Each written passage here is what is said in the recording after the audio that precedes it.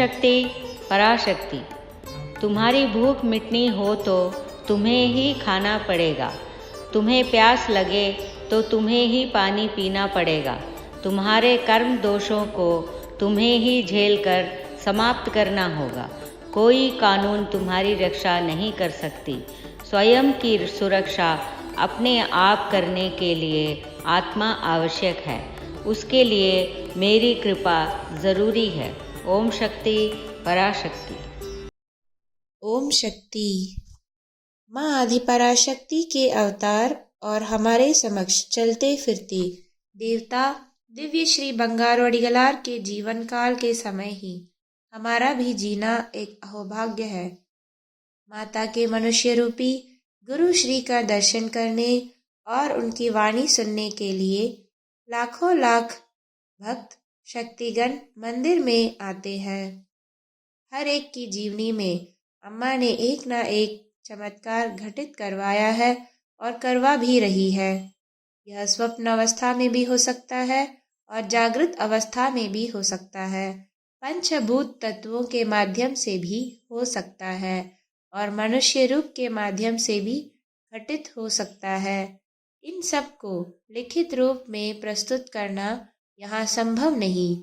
हृदय चिकित्सा में एक विशेषज्ञ के रूप में काम करने वाले मेरे खुद के जीवन में घटित हुई कुछ सच्ची घटनाओं को यहाँ पर मैं पेश करना चाहता हूँ। 1996 वर्ष में अमेरिका में मेरे कनिष्ठ पुत्र के घर में रहते समय आधी रात में मेरी हृदय स्पंदन रुक गया। तुरंत ही आपातकालीन चिकित्सा दल ने घर पर आकर बिजली के झटके दिए और हृदय गति शुरू होने के पश्चात अस्पताल में लेकर गए।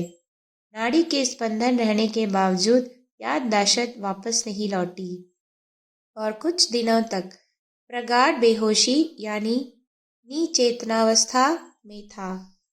वहाँ रहने वाले विशेषज्ञों ने मेरे परिवार के लोगों को बताया कि याददाश्त या चेतना का लौटना नामुमकिन है और भूले भटके भी लौट जाएं तो स्मरण शक्ति नहीं आएगी और हाथ पैर का हिलाना ढुलाना नहीं हो सकेगा। पर मेरी पत्नी शक्ति सेतलक्ष्मी ने उस विशेषज्ञ से प्रतिवाद किया कि हमारे द्वारा पूजे जाने वाले माँ आदि पराशक्ति और गुरु पूज्य श्री बंगारू अडिगलार की कृपा से मेरे पति पूर्ण रूप से स्वस्थ होंगे और पूर्ण रूप से स्वस्थ होकर पहले समान सेवा के कार्य में लग जाएंगे। अगर ऐसा हो तो चलिए देखते हैं, कहकर चिकित्सक गण भी इंतजार में लग गए।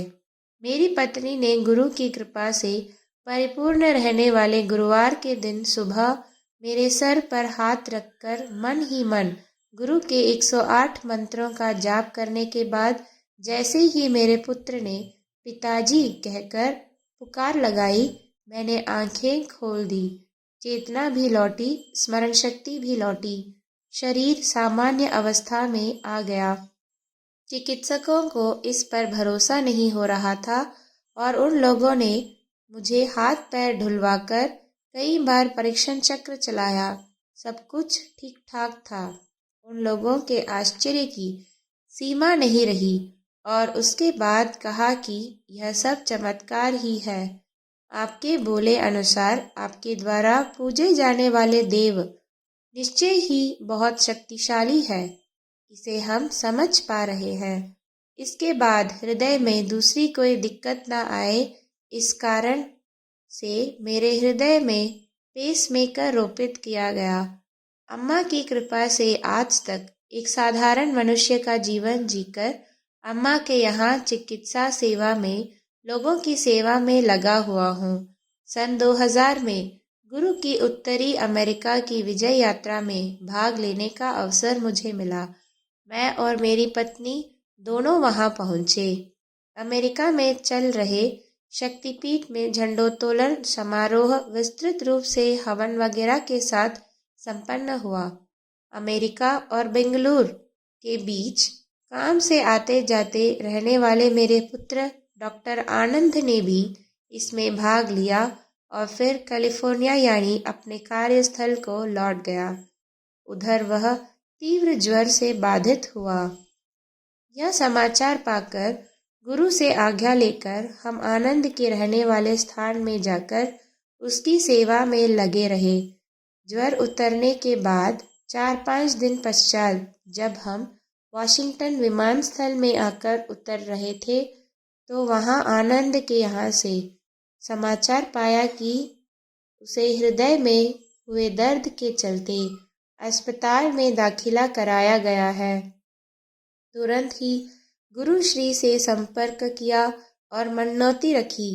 अम्मा ने कहा कि सब कुछ ठीक हो जाएगा, आप दोनों वापस उसके यहाँ जाकर देखभाल करें।